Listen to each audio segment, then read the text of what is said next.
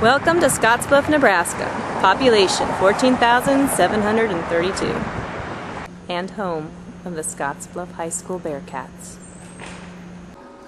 In 2006, Scottsbluff High School received a grant to start a school-wide recycling program. Every classroom was provided with 2 recycling containers, and the natural resources classes were equipped with collection containers. We've also placed convenient bins around the school and in the cafeteria. We did this in 2008. What initially started out as one class's project grew and grew until one class could no longer do it by themselves. So in 2009, all of the students became involved with the recycling program at our school. Each week, representatives from each homeroom bring down their recycling.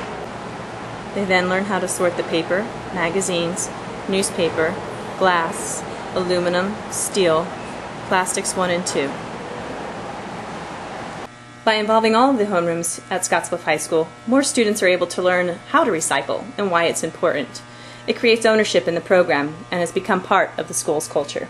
In 2008, one student became so passionate about recycling that she planned, organized, and implemented one of the largest recycling events our community had ever seen, the Scottsbluff Recycle Rally. The rally was designed to educate our community about where to recycle and what to recycle in the city of Scottsbluff. Through a variety of educational games,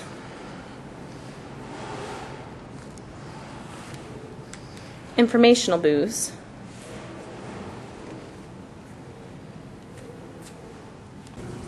and recycling demonstrations. The event was very successful, and I'm proud to say that the student that developed this idea was just awarded the 2008 Presidential Environmental Youth Award by the Environmental Protection Agency. In 2007, students decided to collect usable classroom materials at the end of the school year. Students are now provided with trash cans, recycling bins, and containers specifically for items that can still be used.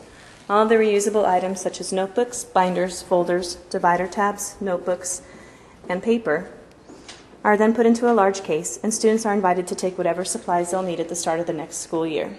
We've been collecting hundreds of items, and this year the items were gone during the first week of school.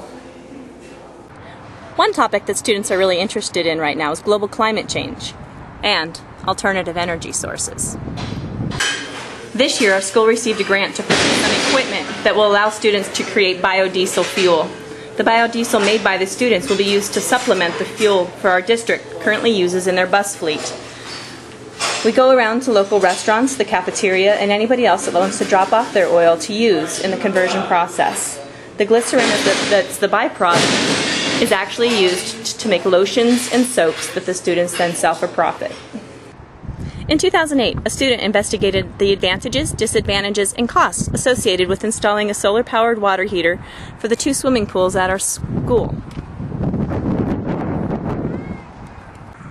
The Nebraska Department of Environmental Quality contacted me in 2008 about the possibility of installing a hybrid-powered air quality monitor here at our high school. This air quality monitor uses a small wind turbine and solar cells to collect the energy it needs to run.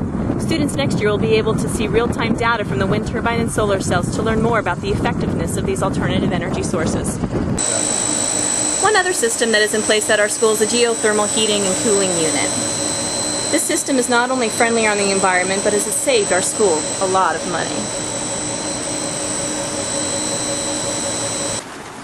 Living in an agricultural area,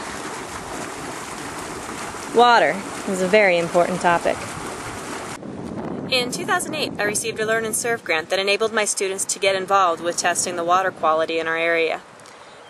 We purchased some digital data collectors and have been collecting data from the North Platte River at specific times of the year to get an idea on the health of our surface water.